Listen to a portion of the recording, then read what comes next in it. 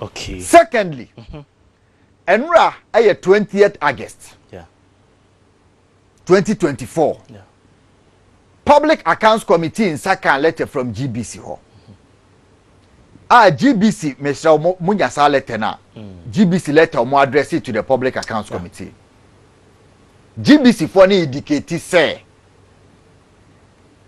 omo contracted 3 houses or organizations.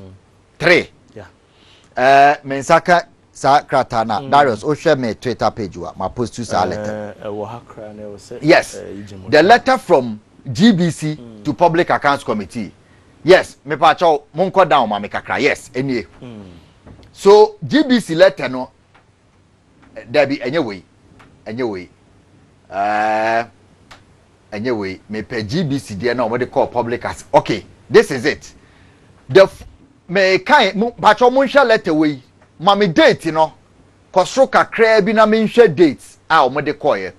So this letter is 20th August. Yeah. Any 20th August 2024. The Honorable Chairman of the Public Accounts Committee, Parliament of Ghana. Payment of African Games and to technicians. Yeah.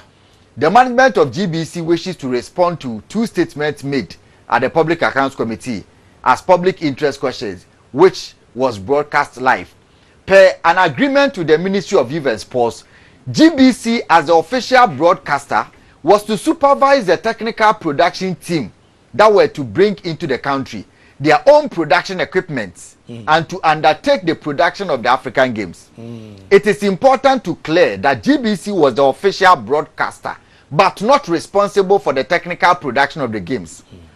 The technical production was outsourced as GBC did not have the equipment to produce the games. The following organizations were responsible for technical production. Yeah. PGS, Quality Media Production, and the production room, TPR. Omumiensa. Ministry nana account TNE.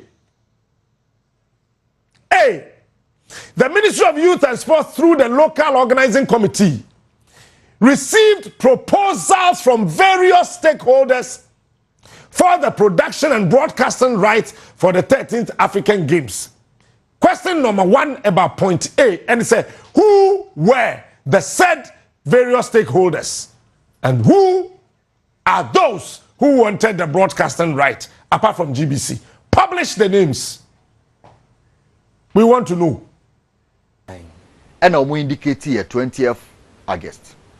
According to GBC, no, these are the companies they outsourced for the technical production. Yes. Technical production includes everything. Everything that the production of the games will be. Yeah. GBC the honest on the broadcasting. Na aba TV so. Mama me letter na ene aba memo na a bar from ministry ene indicate companies are omoye part of the technical production na yetu omoka no. We ye enra. Yeah, we enra. GBC for indicated 3 companies are omoye responsible for technical production. Memo na eba ene no sunie. We ye 28th of February. Yeah. 28th February. Pacho mo ma number TV so mame. 28th February memo ye di betuaka. Honorable Minister Youth and Sports, Ghana Broadcasting Corporation. Pacho mo fa eno to TV so mame. Na amanfo hu ne ye. Dia me de ba mo first ne GBC letter omo check companies miensa omo outsource omo for the broadcast. And a way nso ya letter aba apeto edwa no pay, but letter we ni free here February 28th. Request for approval of contract and invoices for 13th African Games. Yeah. Following the appointment of GBC as the official broadcaster of the 13th African Games, I hereby submit contracts and invoices that GBC has to commit and sign up for the delivery of specialized broadcasting services. This list of services providers and their corresponding contract sum are as follows. Now, from February, Quality Media Production Room, and Silicon Production, and GBC 24 Positive Communication.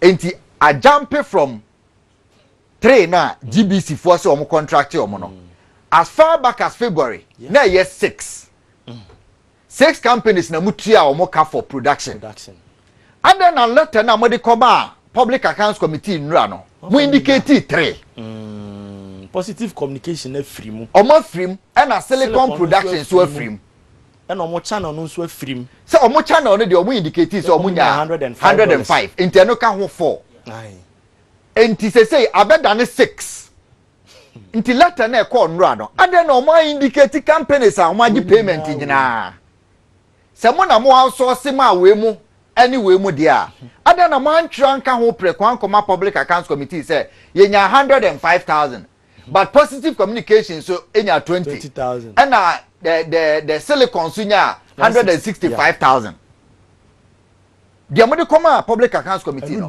mo yi say nkrofo we mienu din afim eno ya nra o but payment ni February 28 it means say you had the knowledge of who has been paid. If indeed someone am contracted or media, say pressure no any the owners burden of proof is on who? GBC. Yeah.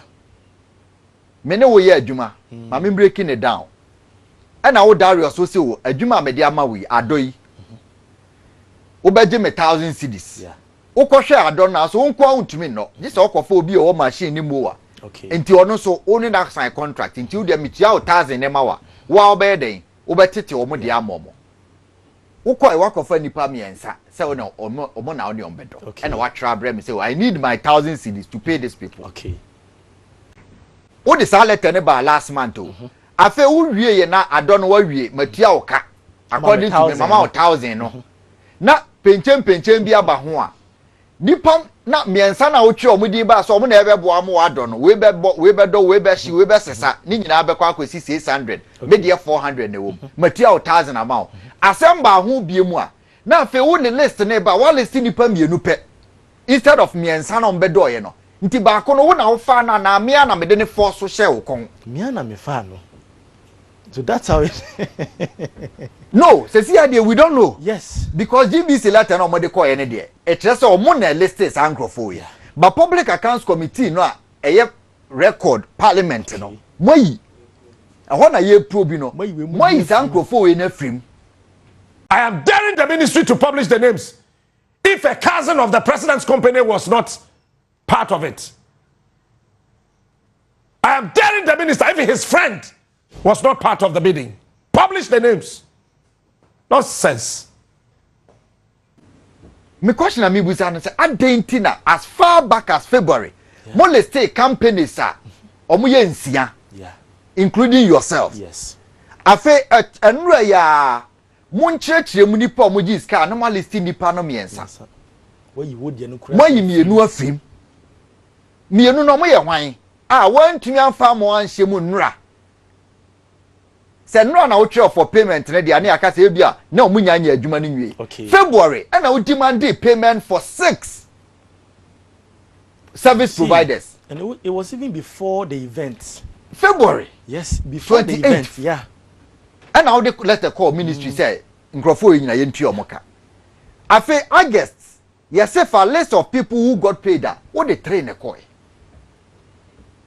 What you are saying nyina say. Nti am understanding na ye den. Ade ye clear. Se wo ya ade na se nokre wo mu a omre bebre. Nokre ye plane kontompo ne ye plane. Wo ka nokre atade be na hyawi eno ane se waka ne kala. Yes. Kontompo afa na wo ba be hwe na wo te se wo dwendwen ho. Wo ko he wo se me ko adwuma mu. Se wan ko adwuma mu afa na wo betena se ya plane se be ye besisi so because ye wo ka wo ba bi. Na me ko adwuma mu na me fa hat odokono me due na jot wura bi na wo de saa e wo se wo ka story ne bo ano na e besi so because e wo se wo plan na ebusa wa no kre ba kope enura ye probu GBC ye probu ye de letter aba ye ebusa wo se nipa sai na omunya 3 million wo se o medium nya 105 na nipa me de adwuma de show mo nsa o mo ye responsible a yeti o mo ka o mo ye miensa wo letter de buy no wo se o mo ye miensa afa say letter for ba no pa ya companies ni ye nsia wayi mienu afrim There is something fishy. Well, there is something fishy. We need to get to the bottom of African games. Yeah, kasa yi nyina ye de yaba adwuma o. E ma obumfu yaba adwuma. De o se kasa wo hono no. The obi dio, the obi ye den yo. Odi a woni nko. But we have to talk about it so that posterity will say, Abrebi by Asemi by, they asked the questions that were needed. Because Enra me busa questions we nyina. Anopa na be busa Enra. Before I said some we nyina, we were asking questions here. Enra anopa. Any 4 hours na say in same way nyina start here ever. So we need to be asking say yeah bo competition bia wo wiase a. Kete kra. TV right for basa omope. Ombetua say no ma hosti. Oma broadcast again. Competition bia ye wo wiase o. TV station beba na be bedi 2 billion 1 billion. Ye event yi kra de ye see nipa 2 billion e be hwe. 2 billion. Nti 2 billion audience pa na ye nye TV station amana amfa sika nshem se obetwa ma amanfo a. Question is that can they tell us why the right was not sold? One. If the right was not sold, no matter you say, was produce, that is different. But if the right was not sold, because the African Games will be also on pair, then we also know how to discuss the African Games. That's my point. Okay. Well said. Na yenyina because we follow. Na ye hwe se Ebia Park and so beton Saddick Obama GBC because a state-owned organization. Na ye hu ba bia sika ni nyina kwakofa.